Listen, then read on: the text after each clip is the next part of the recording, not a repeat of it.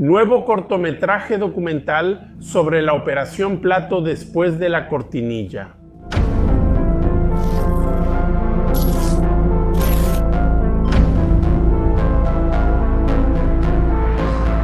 Hola a todos, yo soy Edison Boaventura, sean bienvenidos a nuestro canal. Si no estás suscrito, ve rápido y suscríbete, porque estamos en una campaña para llegar a 250,000 suscriptores. Así que échanos la mano y suscríbete. Comparte después este video con tus amigos, con tus familiares, con todos, así que ayúdanos. Entonces, sin más rodeos, vamos a ver lo que se está diciendo sobre este mini documental. El año pasado, en 2024, fui invitado por Bruno Albuquerque, que es un director y productor de cine bastante famoso. Él estaba allá en Canadá haciendo un trabajo, ¿verdad, de Laura? Actualmente él ya está aquí en Brasil, pero en ese entonces él estaba en Canadá produciendo ese mini documental, un cortometraje muy interesante sobre la Operación Plato. Y entonces él me dijo que tenía un testimonio inédito, que nunca había sido divulgado, que ocurrió en el Nordeste en 1976, justo cuando estaba comenzando la Operación Plato.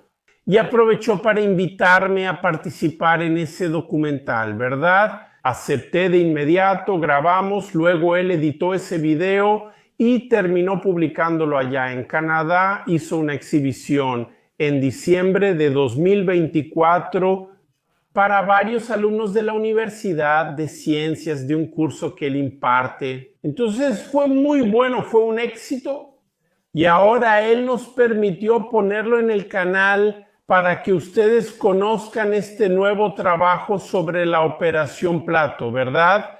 Entonces, quedó muy bien de ver, está todo subtitulado en portugués, también en inglés, las partes que son necesarias, así que podemos entender perfectamente cuál es la propuesta de este documental. Escríbela aquí. Con reconstrucciones visuales impactantes generadas por inteligencia artificial, la película propone un nuevo enfoque estético y narrativo para contar este enigma que aún no tiene explicación, ¿verdad? Un enigma brasileño muy conocido en todo el mundo. Y él hizo este importante trabajo que les vamos a mostrar, y quienes participaron en este documental también junto conmigo. Él también terminó invitando a Tom Miller, que es del canal Verdad Mundial, y a Schwarza del canal Schwarza. Entonces, los tres aportamos un poco a ese documental de Bruno Albuquerque, así que vamos a ver ese documental.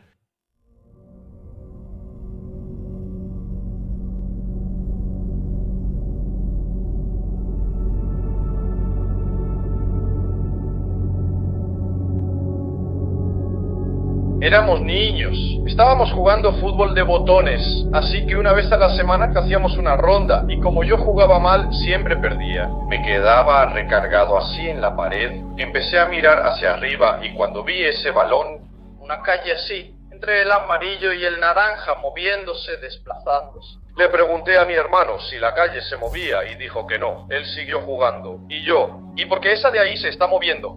Cuando él levantó la cabeza y dijo, no. Eso no es la luna, ahí. Cuando él dijo, eso no es la luna, todos se detuvieron y miraron ese hermoso objeto que parecía la luna llena, y de pronto ese objeto vuelve en sentido contrario, pasando otra vez sobre nuestras cabezas. Empezaron a aparecer objetos más pequeños, con movimientos totalmente deformes, iban en dirección al norte. Actualizaciones en la Seara, chicos. Muchos testimonios. Un gran fenómeno aéreo no identificado fue, muy pocos seguimientos, ningún informe oficial, ninguna víctima. Parece que eso no llevó a nada. Todo comenzó a finales del 76 o principios del 77, ¿verdad?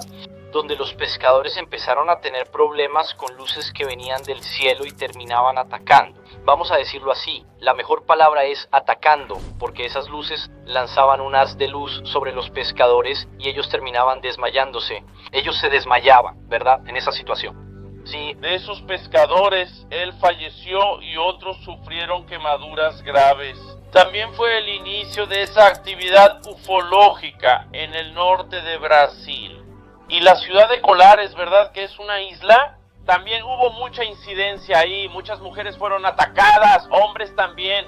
Y generalmente esos ataques provenían de rayos emitidos por los ovnis, los objetos voladores no identificados luminosos, que aparecían en su mayoría durante la noche.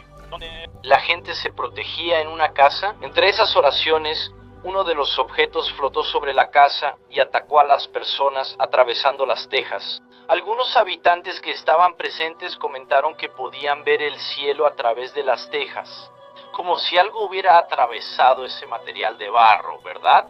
Y la luz pudiera alcanzar a las personas que estaban adentro. Tenemos el caso clásico de doña Aurora Fernández, cuya fotografía aparece, ¿verdad? Con esas marcas que parecían pinchazos profundos, por donde se extraía parte de la sangre. El señor Nilo Braga había llegado del trabajo y entonces salió afuera. De repente vino un objeto de esos y empezó a lanzar una luz sobre él, y él fue perdiendo el peso de su cuerpo. Él empezó a flotar y al ver que iba a ser llevado, empezó a gritar y a agarrarse al callejón. ¡Que algo del techo para no ser llevado! Hubo un momento en que logró soltarse.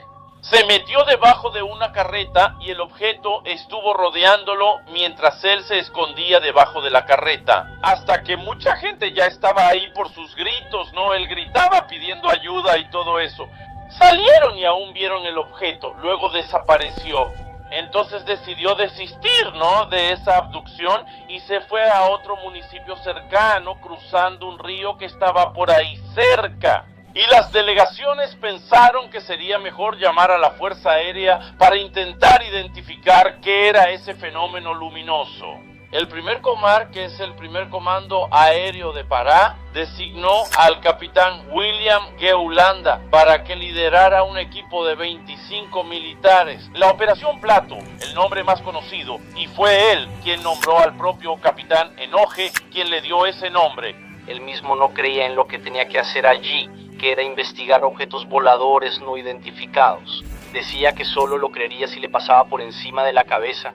Eso ocurrió una noche mientras investigaban y monitoreaban esas luces. El capitán quería ver algo tangible, la estructura o un objeto. Una noche de septiembre u octubre del 77, él terminó observando entonces, teniendo su contacto con ese objeto gigantesco que flotaba haciendo un zumbido bajo como si fuera de una turbina, y terminó ganando una propulsión muy rápida hacia el cielo, sin mover ni una hoja de árbol a su alrededor.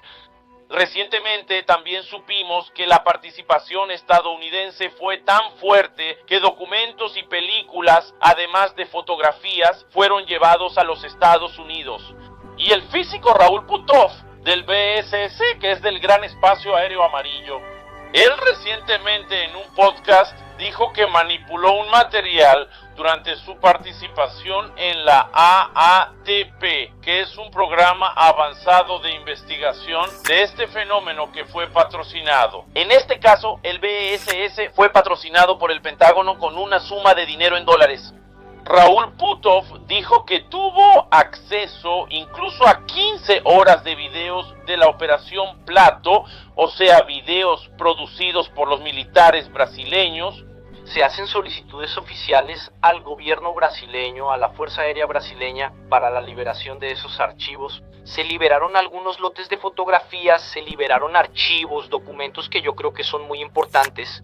La gente quiere ver la imagen, pero los documentos son importantes porque son registros militares. Algunas citas que las personas tuvieron la oportunidad de observar tienen que ver con objetos entrando y saliendo del Río Negro, y otros objetos que, por la proximidad, fue posible observar. Seres a través del parabrisas del objeto volador no identificado, además de luces también no identificadas, de varios formatos alargados, ovoides en forma de huevo y otros en forma de tic-tac.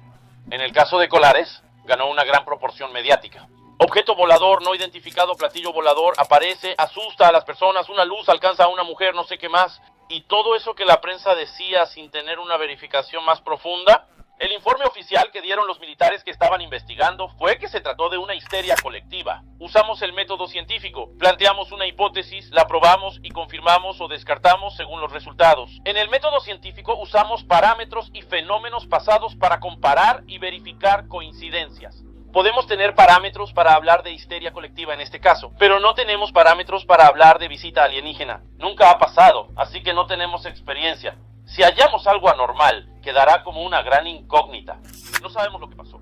Por el secreto, todas esas cosas, yo creo que pudo haber habido algo operativo entre los militares, algo que se salió del protocolo. En este caso, no conviene que eso se sepa, por eso lo mantienen en secreto. ¿Era un extraterrestre? No necesariamente. A veces era alguna irregularidad por parte de la operación, algo que rompió el protocolo. Y no quieren que eso salga a la luz, así que lo mantienen en secreto. No son personas imaginando cosas o delirando, como muchos pensaban que era al principio de ese caso allá. Cuando los militares fueron y registraron que esos objetos hacían movimientos, hacían curvas, que no habría manera de que un piloto sobreviviera a cualquier tipo de movimiento detallado en documentos oficiales de la Fuerza Aérea Brasileña, comenzamos a comprender que no era algo terrestre ni tecnología nuestra. El capitán Holanda dedicó su vida a esto después del final, el cierre de la Operación Plato, y se lo llevó consigo toda su vida. Él continuó investigando. El coronel ya falleció, él ya sufría de una depresión severa que el capitán Holanda también cargó, la llevó por mucho tiempo. Vamos a ponernos en la cabeza de los alienígenas. Llegamos a la Tierra, tomamos personas, hacemos experimentos y extraemos sangre de vacas. Su investigación nunca termina. Siempre vienen aquí a recolectar lo mismo y no encuentran lo que buscan. La metodología de cómo trabajan los alienígenas es algo que está en nuestro imaginario colectivo. Cosas que vimos en películas y en los expedientes secretos X. Encuentros cercanos del tercer tipo. Esas películas se quedan en nuestra cabeza y toda esa metodología queda tatuada en nuestra memoria. Por eso la gente siempre cuenta lo mismo, nunca evoluciona, ¿verdad? Las personas estaban ahí influenciadas por las noticias que salían, personas que hablaban, que veían cosas y todos se asustaron. Los militares ocultan ciertas acciones porque sería malo revelarlas, por eso las clasifican como secreto. Creo que lo sucedido va por ahí hasta que surja evidencia de que no estamos solos, cosa que aún no pasa.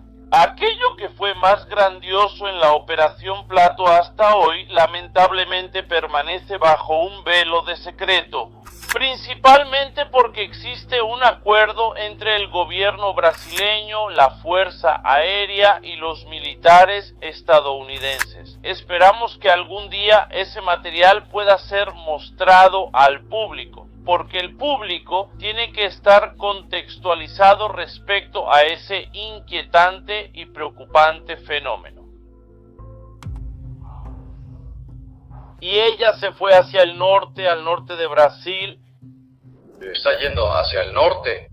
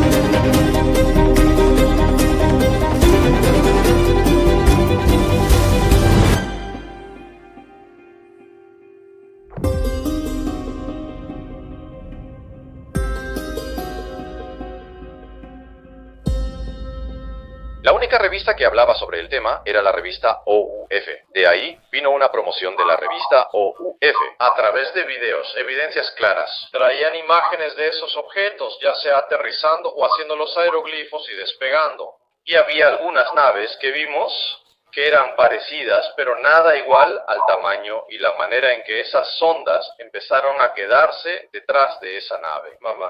Y en dirección norte del país,